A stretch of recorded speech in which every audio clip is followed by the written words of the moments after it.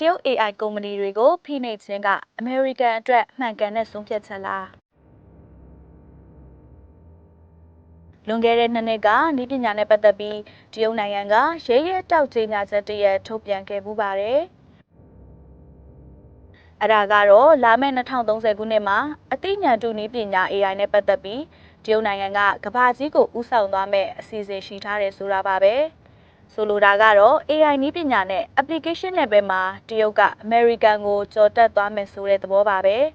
ဒါကလည်းမဖြစ်နိုင်ဘူးလို့ယတိပြတ်မဆိုနိုင်ပါဘူးလက်ရှိမှာတော့တရုတ်ရဲ့နည်းပညာဟာအဖက်ဖက်ကနေ EU ကိုကျော်တက်သွားပြီလို့သတ်မှတ်ထားပြီးဖြစ်ပါတယ်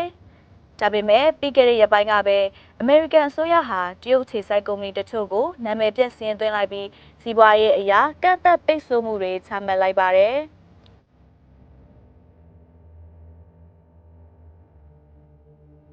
အကြောင်းရင်းကတော့တရုတ်ပြည်တွင်းကမွတ်စလင်ဘာသာဝင်လူနည်းစုအပေါ်တရုတ်ဆိုရကလူ့အခွင့်အရေးချိုးဖောက်ဖိနှိပ်ခဲ့တာကြောင့်ပါပဲ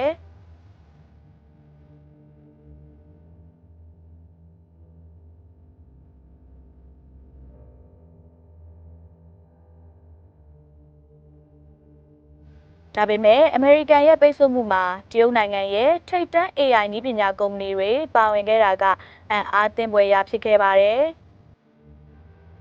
အတိအကျပြောရရင်တော့တရုတ်မှာသာမကကမ္ဘာမှာပါအလားအလာအကောင်းဆုံး AI တသက်စာကုမ္ပဏီလို့သတ်မှတ်ခံထားရတဲ့ပုံရိပ်ခွဲခြားသတ်မှတ်ရေး software ကုမ္ပဏီ Mavi အတန်ခွဲခြားသတ်မှတ်ရေးကုမ္ပဏီ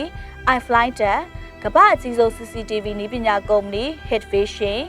Smart City ဖော်ဆောင်မှုအတွက်လိုအပ်တဲ့ AI နည်းပညာကိုထောက်ပံ့ပေးနိုင်တဲ့ SenseTime ပုံရိပ်နဲ့အတန်မှတ်သားခွဲခြားနိုင်တဲ့ software ကုမ္ပဏီ Jidu တို့ဟာ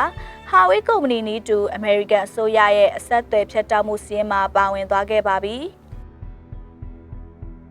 အမေရိကန်အစိုးရရဲ့ကြီးညာချက်အရအထက်ပါကုမ္ပဏီတွေဟာအမေရိကန်မှာထုတ်လုပ်ဖော်ဆောင်တဲ့နည်းပညာအထောက်ပံ့တွေကိုဝယ်ယူအသုံးပြုခွင့်ရရှိမှာမဟုတ်တော့ပါဘူးတရုတ်ကုမ္ပဏီတွေအနေနဲ့နည်းပညာပိုင်းမှာဘလို့ပဲရှေ့တန်းရောက်တဲ့ပြောအမေရိကန်ဘက်ကနည်းစနစ်နဲ့အထောက်ပံ့ကိုမိခိုနေရဆဲပဲဖြစ်ပါတယ်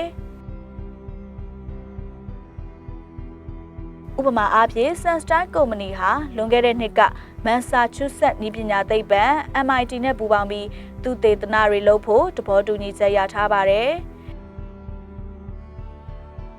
Jidu ဟာဆိုရင်လည်းကယ်လီဖိုးနီးယားဆန်ဒီယာဂိုတက္ကသိုလ်နဲ့လက်တွဲပြီးကလေးငယ်တွေမှာဖြစ်တတ်တဲ့ယောဂတွေကိုစစ်ဆေးဖြေရှာတဲ့နည်းပညာကိုစမ်းသပ်နေပါတယ်။ဒါအပြင်တရုတ်နည်းပညာကုမ္ပဏီတွေအတွက် AI ချစ်ပြားတွေကိုလည်းအမေရိကန်ကပဲအများဆုံးထောက်ပံ့ပေးနေတာပါ။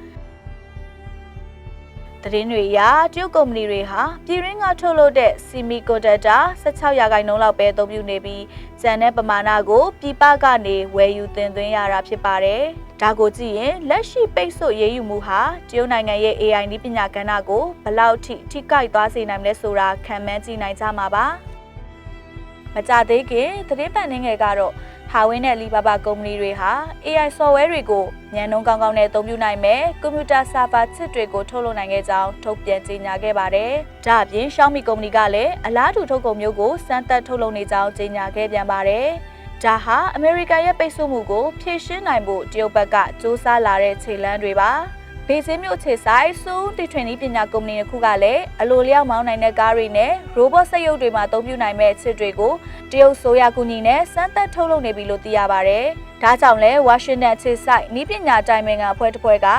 အမေရိကရဲ့နည်းပညာကုမ္ပဏီတွေဟာလက်ရှိရည်တည်မှုပေါ်ယုံကြည်မှုလွန်ကဲနေလို့မရတော့ဘူးလို့တတိပေးခဲ့တာပါ။ဒီညမှာ AI နည်းပညာရှေ့တန်းရောက်ရင်ဘလို့ကျိုးကျေးဇူးတွေခံစားရမလဲဆိုတာကိုလည်းကြိုတင်စဉ်းစားဖို့လိုပါတယ်။ AI နည်းပညာရဲ့ထောက်ပံ့တဲ့ဆိုရင်ကုန်ထုတ်လုပ်မှုပိုပြီးမြင့်တက်လာမှာဖြစ်တယ်လို့ပြည်သူတွေဟာလည်းပုံမကောင်းမွန်တဲ့ကျန်းမာရေးနဲ့ပညာရေးစနစ်တွေကိုရရှိနိုင်ပါတယ်။ဒါအပြင်စစ်ဖက်ဆိုင်ရာလက်နက်တွေလည်းပိုခေတ်မီအောင်အဆင့်မြင့်တင်နိုင်မှာဖြစ်ပါတယ်။ဒါကြောင့်လည်းအမေရိကန်မျိုးသားလုံခြုံရေးစင်တာကတာဝန်ရှိသူ Gregory Allen ကစီးပွားရေးသုံး AI နည်းပညာကိုတရုတ်ကအောင်မြင်စွာဖော်ဆောင်နိုင်ခဲ့ရင်သူတို့ရဲ့ပထဝီနိုင်ငံရေးဩဇာလွှမ်းမိုးမှုကိုဓာတ်ရိုက်အကျိုးရှိစေပါလိမ့်မယ်။နောက်ပိုင်းမှာတော့စစ်ဖက်နဲ့အမျိုးသားလုံခြုံရေးဝန်ဆောင်မှုတွေကိုပါအထောက်အကူပြုနိုင်ပါလိမ့်မယ်လို့သုံးသပ်ပြောကြားခဲ့ပါတယ်။ဒါကြောင့်တရုတ် AI ကုမ္ပဏီတွေကိုဖိနှိပ်ပိတ်ဆို့တဲ့နည်းလမ်းဟာယာယီအဖြစ်အမေရိကန်အမျိုးသားလုံခြုံရေးနဲ့နိုင်ငံခြားရေးမူဝါဒအတွက်အကျိုးရှိကောင်းရှိပါလိမ့်မယ်။ ဒါပေမဲ့ရေရှည်မှာဆိုရင်တော့တရုတ်နည်းပညာကိုပုံမတိုးတက်အောင်တွန်းအားပေးသလိုဖြစ်လာနိုင်တာကြောင့်မှန်ကန်တဲ့ဆုံးဖြတ်ချက်တော့မဟုတ်နိုင်ကြောင်းသုံးသပ်ဖော်ပြလိုက်ရပါတယ်။ဒီတစ်ပတ်စံတော်ချိန်ရဲ့နိုင်ငံတကာသုံးသပ်ဆောင်ပါကိုဒီလောက်နဲ့ပဲရန်နာပြစီ။နောက်တစ်ပတ်မှာလည်းနောက်ဆုံးရကမ္ဘာသတင်းတွေကိုအခြေခံပြီးစိတ်ဝင်စားဖွယ်သုံးသပ်ဆောင်ပါတွေကိုဆက်လက်တင်ဆက်ပေးဦးမှာဖြစ်တာကြောင့်စောင့်မျှော်ကြည့်ရှုပေးကြဖို့ဖိတ်ခေါ်ရင်းနှုတ်ဆက်လိုက်ရပါတယ်။